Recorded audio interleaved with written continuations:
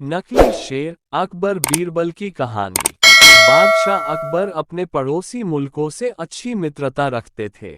ऐसे ही एक फारसी मित्र थे जो कि बहुत ही विशाल साम्राज्य के राजा थे। बादशाह और उनका मित्र दोनों एक दूसरे को अक्सर पत्र लिखा करते और एक दूसरे से मजाक चलती रहती थी।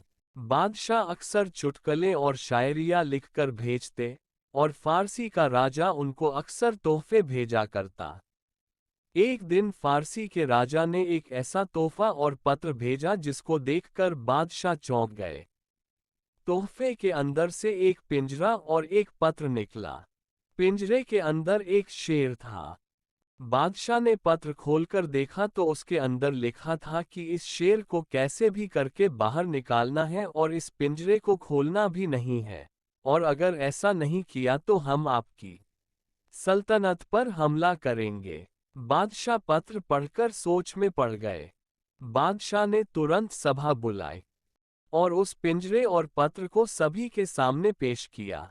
सभी को पत्र सुनाकर सभी से एक एक करके राय मांगी। उस दिन बीरबल किसी सरकारी काम से बाहर गए हुए थे। अकबर को इस बात का अफसोस था कि बीरबल इस मुसीबत बला में उनके साथ क्यों नहीं है।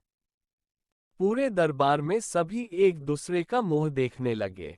अकबर ने पूछा कि किसी के पास इस पहेली का कोई हल है क्या? बादशाह समझ गए कि विषय जरा गंभीर है। फौरन बीरबल को बुलाने को कहा। दूसरे ही दिन बीरबल दरबार में हाजिर हो गए। बीरबल ने झुककर अकबर का अभिवादन किया। अकबर ने बीरबल के हाथ में उस पत्र को थमवा दिया।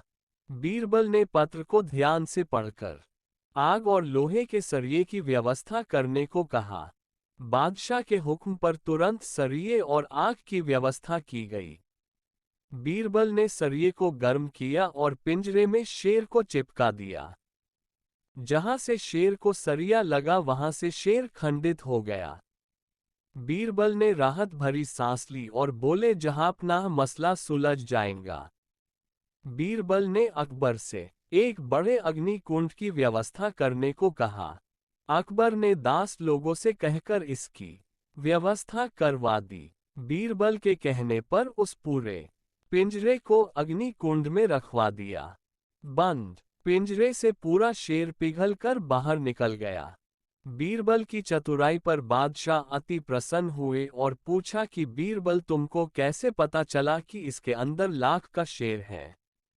जहांपनाह, इस पत्र ने साफ साफ लिख रखा है कि इस शेर को पिंजरे से निकालना है, वो भी बिना इसको खोले, तो इसका मतलब है कि जरूर शेर किसी धातु का नहीं है।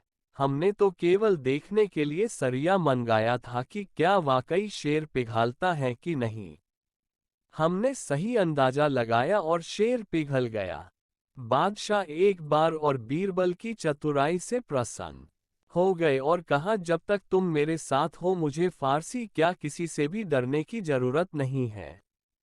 फिर क्या था, फारसी का दूत एक और पत्र लेकर गया और राजा को एक और बीरबल की बुद्धिमानी की कहानी सुनाए। फारसी का राजा भी बीरबल की चतुराई से अति प्रसन्न हुआ और अगला तोहफा बीरबल के लिए भेजा। अकबर बीरबल के किस्से सुनकर कैसा लगा? आप सभी को वीडियो को लाइक कर देना और मेरे चैनल को सब्सक्राइब कर देना, और उम्मीद है कि आप सभी को ऐसे ही वीडियो टाइम पर मिलती रहे।